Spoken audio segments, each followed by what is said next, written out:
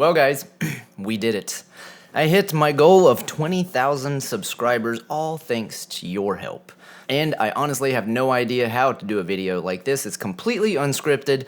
This is a video for you guys as a thank you. I really feel like I should do more than just a video, but yeah, we're learning together. Are we recording? All right, we're recording. And be sure to stick around to the end of the video. We will get to the photos that you guys submitted. I would like to start doing that, like maybe 1 or 2 at the end of every video. I think that'd be a fun thing to do. So let's talk here. 20,000 people have subscribed to this channel. That really started popping off when I started doing more of the history of companies niche is what I would call it. The people behind the companies is kind of really what I wanted to focus on, because I do have a passion for bicycles. I love bicycles, all forms of cycling. It doesn't matter what it is. I even get into like bone shakers. I don't care what they are. It's what I've always liked. But another niche that I love is researching the people behind these big companies. Anyway, that's kind of how I started with that topic, but if you keep backing up, let's go way, way back. Take a look at my very first videos and then take a look at this with the lighting that I have and all of that crap. Like, I knew zilch. Prepping for the cold and wet day that was on forecast. It looked like it might be a crap.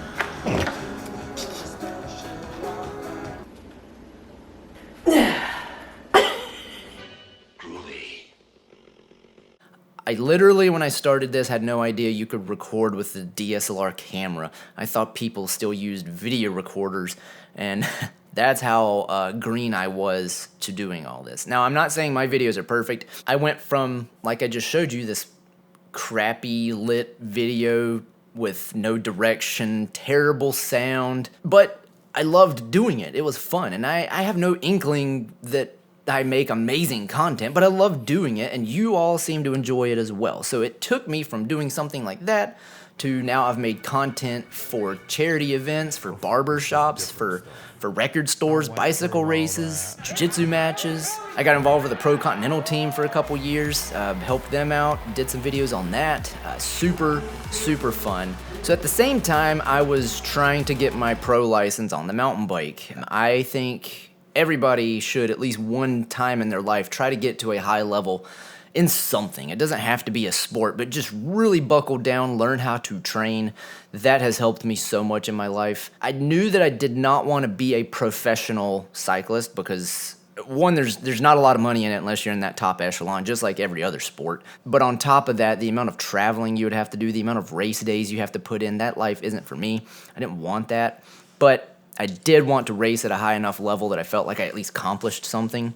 Suffice it to say, I did a lot of racing in the span of like a 5-year period. I've been racing bikes now for like 15 years, but I really buckled down and focused on mountain biking and trying to get my pro license. Suffice it to say, I got my pro license. I did that for about 2 years. And at that same time is when I started this YouTube recording journey. I was like, well, let me just throw a couple videos up, see if I get some hits. And so I started making really crappy videos, and I paid for some classes so I could like at least have a baseline of what I was doing. And then once I got to about like 3,000 to 4,000, I was like, this is kind of my bug now. Like, this is my hobby, if you want to call it that. I really enjoy making this content and learning how to get better. This leads me to my next topic. This channel has grown and changed all because of you guys. Like, I love the nostalgia-driven community that is formed around this like cycling niche. Everyone is super nice. I probably have 1 out of 100 comments that are negative.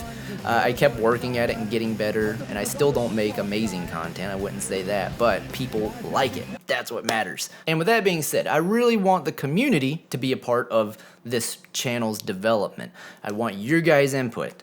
So, where is the future of this channel going? I've had a lot of people ask if I would do other styles, not styles of videos, but cover other companies that might not necessarily be BMX related. I want to ask, that's the big question here with you guys. Should I do a second channel? I think right now I've settled on a name if I do it like this, where it would just be called MRB, which would be the name of this channel, just shortened, it's an acronym. My wife actually said it could mean more random bull. And I thought that was hilarious. I kind of like it, but that's where I could put other things that I've researched the crap out of. Like, I've got so many companies that I've researched in my free time, made literal scripts for videos that I've never made, like the corruption, not really the corruption, but like the shadiness that went on with the development of the Atari and Pong, how gambling had a huge impact on the modern gaming world. Because pinball machines were actually outlawed, and during Prohibition, whenever you would go into those speakeasies and stuff, they would have like a version of a pinball machine that you would play, and that's kind of how some of that came about. There's a lot of interesting stuff, like how Walmart is the reason we have a casual games market, like Bejeweled and that kind of stuff. Super interesting stuff. I would love to do a channel where I put my more random crap on it. Or do you think it's a good idea to do that on this channel, to start sprinkling that stuff in? I haven't 100% decided which way I'm going to go with that. I kind of am leaning more towards having a second channel. If you guys would help support it and it's something that you're interested in, let me know down below. Yeah, so that's the development talk that I wanted to do with you guys, especially because y'all supported this channel. You are the fans of this channel, so what would you like to see become of it? I'm going to do my best to do that. So I'm only going to pick about 5 bikes to put in here. There is no reason whatsoever that these bikes made the cut. It's literally, I have a giant folder labeled with the people that sent them and some information about it. I'm going to do 5 this time, but I'd like to just do like a couple at the end of every video as like a thank you to you guys. So yeah, let's see what the community has submitted here. So we have Terry Blueberry here, who seems to really enjoy some GTs. She has a couple on her page, but I picked this one in particular because, as I have talked with you guys before, I am a sucker for a murdered out bike, all black. I love the Performer. That's one of my favorite BMX bikes of all time. I love the mag wheels that are on this. It looks great. The only thing maybe I would put on it is a black crank if you could, but maybe that wouldn't be period specific. But I would at least put a black crank on there to see how it looked. This one is from Brian Lee Archfiend, and this is a 1983 Laser 4000. Did a little research on this bike, and I think it's super cool because this is the Jamis company. If you know of the Jamis mountain bike company, this was kind of a short stint that they did. That's a super cool bike. I have no idea what a bike like that would be worth. We got Slade Henry here rocking a Pro Torquer, and I think that's a reissue, but I could be completely wrong here. But that is a sweet build. I actually thought about buying a Torquer myself. I just gotta find time to ride it. It's one of those things where, like, if I bought it, I would hang it up on the wall back here for the time being. But nonetheless, if I'm not doing murdered out, I'm doing all chrome. That bike looks sweet.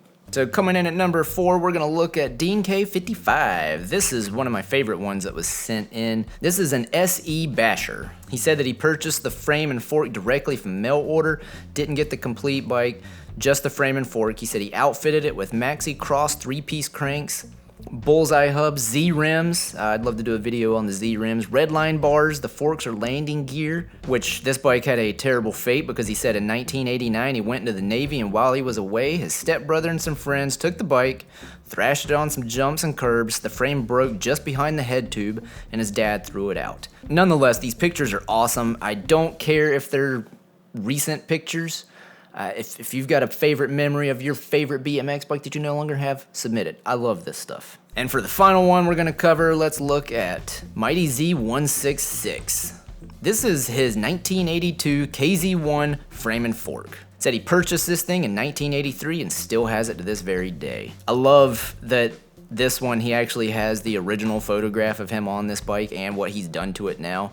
Again, I picked this one because the all black really caught my eye. I love the Kuwahara bikes just because of the connection with ET and film. I think that's pretty cool. So these bikes are cool to me. So sweet bike, Mighty Z. That one's cool. So there you have it. There's like 5 bikes people sent in. I have a lot more to go through. Would you guys like to start rating these builds? That might be fun. Maybe I'll let you guys rate them down in the comments when we put them up. But let me know your thoughts down below. I thank you guys so much for all the continued support. I love you all. See you in the next one. Bye-bye. Say hey, buddy. Hey, buddy.